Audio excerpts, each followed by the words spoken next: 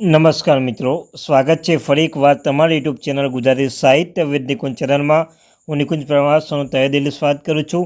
મિત્રો, આજના વિડીયોમાં આપણે વાત કરવાના છીએ ચૂંટણી પછી પેન્શનરો અને કર્મચારીઓને મળશે આ પહેલી જ મોટી ભેટ.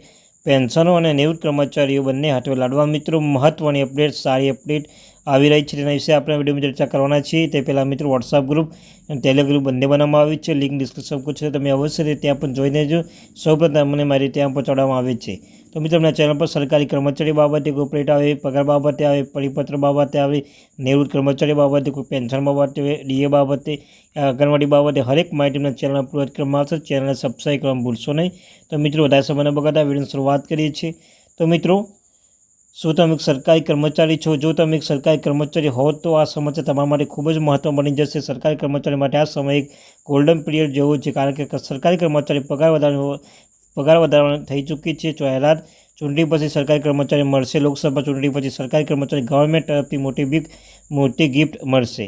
સંકેત એવો પણ મળી રહ્યા છે લોકસભા ચૂંટણી બાદ સરકારી કર્મચારી પગારમાં ₹1000 વધારો થઈ શકે છે. બંને હાથમાં હશે લાડુ. ₹1000 વર્ષે સેલેરી. ત્યારબાદ કઈ રીતે વધશે સરકારી કર્મચારી પગાર? તો મિત્રો, આ વર્ષ સરકારી કર્મચારી માટે ખુશીઓથી ભરેલું છે. વર્ષની શરૂઆત સરકારી કર્મચારી ઘરના લક્ષ્મીનું આગમન અવિરત થઈ રહ્યું છે. ચૂંટણી બાદ સરકાર જુલાઈમાં ફરી મોંઘવારી વધારો કરી શકે છે. ઉલ્લેખનીય છે કે અગાઉ જાન્યુઆરી ડીએમાં 4% વધારો કરવામાં આવ્યો હતો, જેના કારણે 50% ડીએ પહોંચ્યું હતું. ત્યારબાદ લોકસભા ચૂંટણી 4 જૂને સમાપ્ત થશે અને નવી સરકારની રચના સાથે સરકારી કર્મચારીઓ માટે પણ નિર્ણય લેવામાં આવી શકે છે. ચૂંટણી બાદ સરકાર જુલાઈમાં ફરી મોંઘવારી ભથ્થામાં વધારો કરી શકે છે. અગાઉ જાન્યુઆરી ડીએમાં 4% વધારો કરવામાં આવ્યો હતો, ત્યારે કુલ મોંઘવારી ભથ્થું 50% પહોંચ્યું હતું. અનુમાન છે ફરી એકવાર 4% વધારો થઈ શકે જો ભથ્થામાં વધારો કરી શકે છે. અગાઉ જાન્યુઆરીમાં 4% વધવામાં 50% થઈ ગયું. અનુમાન છે કે આ વખતે પણ જુલાઈ અંગે નિર્ણય લેવામાં આવશે તો મોંઘવારી ભથ્થું પર 54% થઈ જશે. આ નિર્ણયથી કર્મચારીઓના પગારમાં પણ ₹1000 વધશે. સરકારી કર્મચારી બંને હાથમાં લાડુ તેમ કહી શકાય, કેમ કે ચૂંટણી બાદ સરકાર બે મોટા નિર્ણય લઈ શકે છે. આ બે નિર્ણયમાંથી સરકારી કર્મચારી બંને હાથમાં લાડુ હશે, તેમના પગારમાં ₹1000 વધારો થશે. Indian railway technical supervisor association કર્મચારીના મંત્રાલયને પત્ર લખીને કર્મચારી હાથમાં કેન્દ્રીય પગાર પંચની રચના કરવાની માંગ કરી છે. એવું માનવામાં આવે છે કે સરકાર પાસે સંગઠન માંગ પર વિચાર કરવા માટે ઘણો સમય છે અને ચૂંટણી પછી નિર્ણય લેવામાં આવી શકે છે. ક્યારે લાગુ થયું સાતમું પગાર પંચ? તો મિત્રો, પગાર પંચ દર 10 વર્ષે લાગુ કરવામાં આવશે, જેમાં સરકાર ઉચ્ચ અધિકારી કમિટી દેશના સત્તાધીશ સમક્ષ પોતાના રિપોર્ટ રજૂ કરે છે, જેમાં કર્મચારી સેલરી, વર્તમાન સ્થિતિ, મોંઘવારી, દેશની પરિસ્થિતિ, આર્થિક ભારણ સહિત અનેક બાબતો ધ્યાનમાં રાખીને સરકારી કર્મચારી હિતમાં નિર્ણય લેવામાં આવે છે.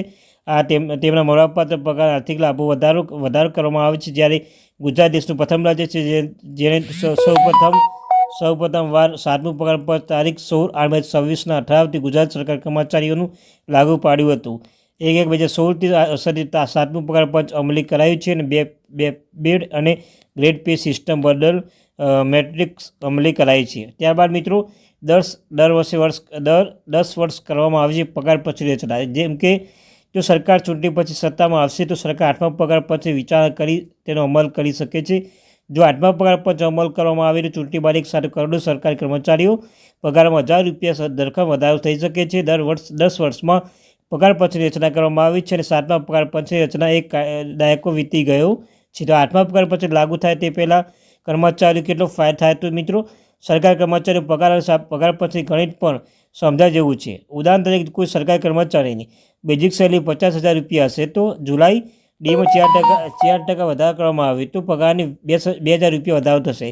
જો આ આઠમા પગાર પંચ નિર્ણય પર લેવામાં આવશે તો બંને હારે લાડુ હશે. જો સાતમા પગાર પંચ લગભગ 23% વધારવાની ભલામણ કરવામાં આવી છે. જો આપણે આંકડા અનુસાર ₹50,000 મૂળ પગારવાળા કર્મચારીની પગારમાં ₹11,775 એક સાથે વધારો થશે, જેને કારણે સરકારી કર્મચારીઓને જલસા પડી જશે.